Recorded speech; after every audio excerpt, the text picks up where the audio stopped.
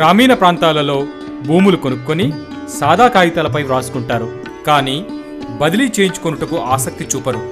దీనికి ప్రధాన కారణాలు: రిజిస్ట్రేషన్ చేయించుకోవడానికి అయ్యే ఖర్చు భరించలేకపోవడం, రిజిస్ట్రేషన్ యొక్క ప్రాధాన్యత తెలియకపోవడం, రిజిస్ట్రేషన్ వల్ల కలిగే లాభాలు తెలియకపోవడం.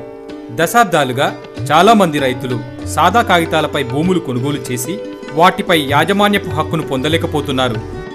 భూమిపై యాజమాన్యపు హక్కులు లేకపోవడం వల్ల కలిగే సమస్యలను దృష్టిలో ఉంచుకొని ఆంధ్రప్రదేశ్ భూమి హక్కులు మరియు పట్టాదార్ పాస్ పుస్తకాల చట్టం 1971కు 1989వ సంవత్సరంలో సవరణ చేయడం జరిగింది.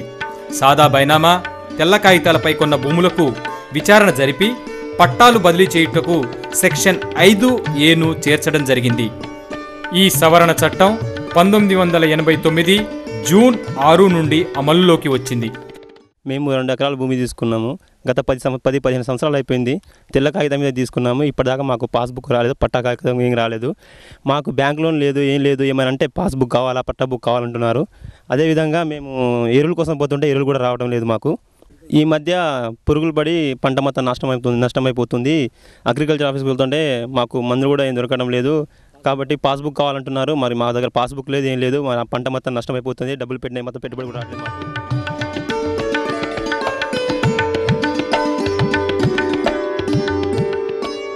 ఫామ్ 10 క్లెయిమ్ అంటే ప్రభుత్వం పేద రైతుల కోసం కాస్తు సాదా కాగితం మీద కొని, సాదా దస్తావేజ్ ద్వారా కొని పట్టా కావాలని కోరుకున్నటువంటి రైతులు డిసెంబర్ 31, 2000 సంవత్సరం లోపు సాదా దస్తావేజ్ కలిగి ఉండి పానికి కాస్తు కాలంలో ఉండి మరి 2009 ఫిబ్రవరి 29వ తారీఖు వరకు మనకు వచ్చి కనుక ఉన్న దరఖాస్తులను మనం పరిశీలించి సాదా బైనామా ద్వారా పట్టా భూములు కొనుగోలు చేసి ఎన్నో సంవత్సరాలుగా పట్టా చేయించుకోలేకపోయిన పేదవారికి ఆంధ్రప్రదేశ్ భూమి హక్కులు మరియు పట్టాదారు పాస్బుక్ చట్టం 1971 మరియు 1989లో చేసిన సవరణ ఎంతో లాభదాయకమైనది. ఎందుకంటే పూర్వకాలంలో భూమి విలువల ఆధారంగా స్టాంప్ డ్యూటీ, రిజిస్ట్రేషన్ విలువలను మాత్రమే చెల్లించి పట్టా బదిలీ చేసుకునే అవకాశం ఈ చట్టం ద్వారా కల్పించబడింది.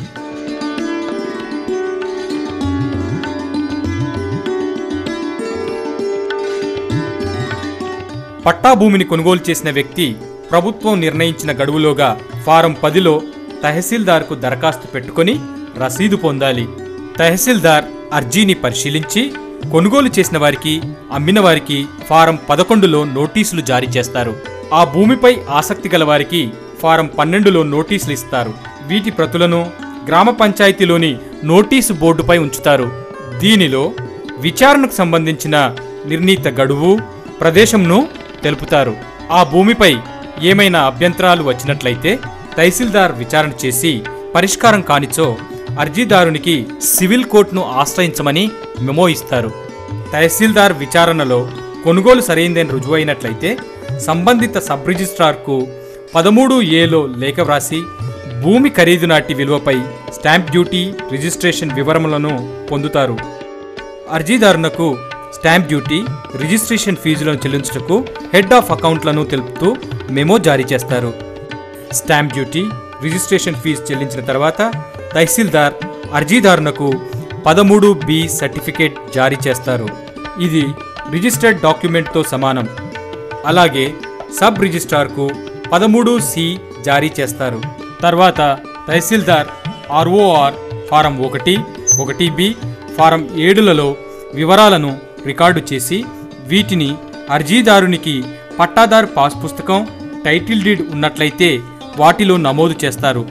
ఒకవేళ అర్జీదారునికి పాస్ పుస్తకం, టైటిల్ డీడ్ లేనట్లయితే 4 పాస్ ఫోటోలను పొంది పట్టాదారు పాస్ పుస్తకం, టైటిల్ డీడ్ జారీ చేసి ఫారం 17లో అర్జీదారుని యొక్క సంతకం తీసుకుంటారు.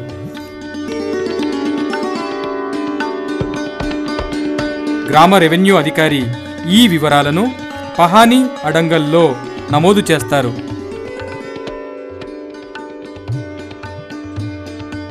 స్వాధీనంలో భూమి, రెవెన్యూ రికార్డులో పేరు, చేతిలో పట్టా ఉన్నప్పుడు మాత్రమే భూమిపై హక్కుకి పూర్తి భద్రత ఉంటుంది.